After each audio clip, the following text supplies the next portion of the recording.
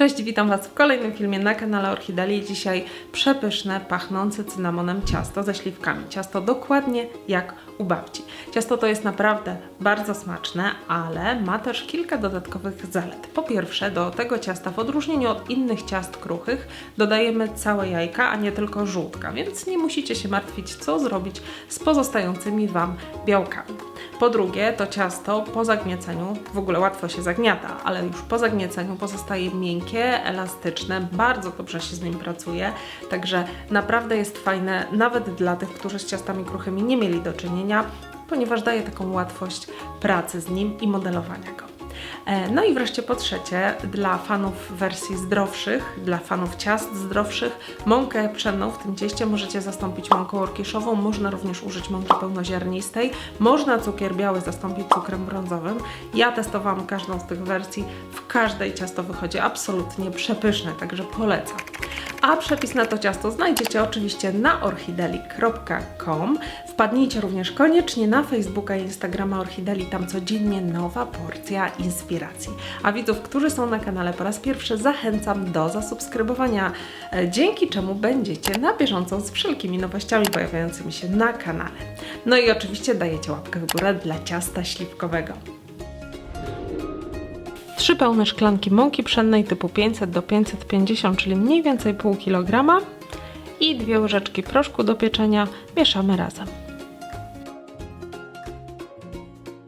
Następnie dodajemy 200 g zimnego masła pokrojonego w drobną kostkę. Masło rozcieramy palcami z mąką do chwili, aż utworzą się drobne grudki, a całość lekko się połączy.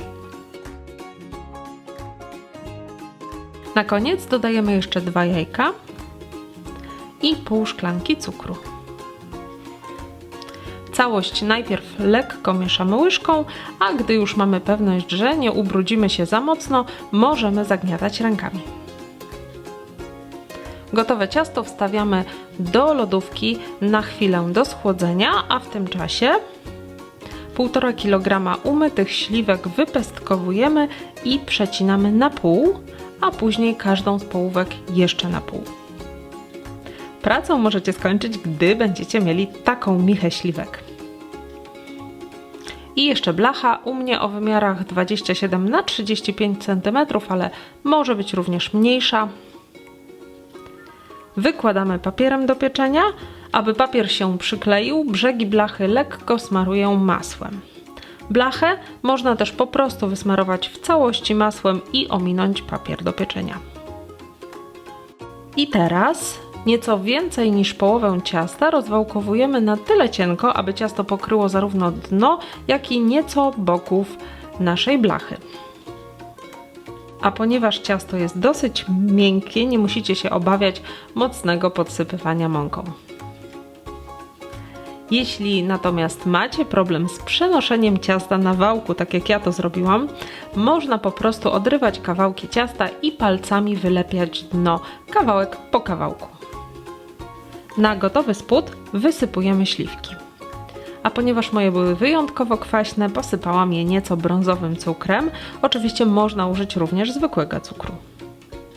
No i na koniec cały bohater naszego dania, czyli cynamon. Teraz jeszcze drugą część ciasta rozwałkowujemy i przykrywamy nim śliwki. Nie musi wierzch być idealnie szczelny.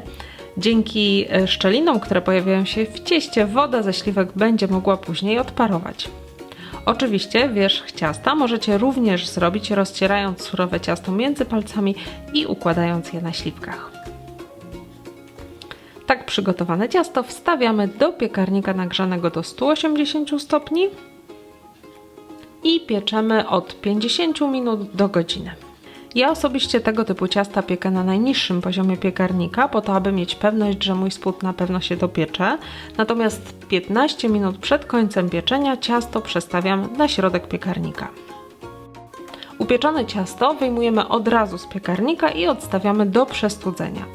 A ponieważ mi już osobiście znudziło się trochę tradycyjne posypywanie wierzchu ciasta cukrem pudrem, dzisiaj troszeczkę się pobawię, czyli cienkie paski zwykłego papieru układam na cieście w kratkę.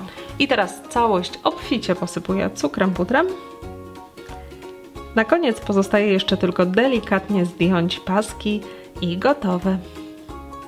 Smacznego!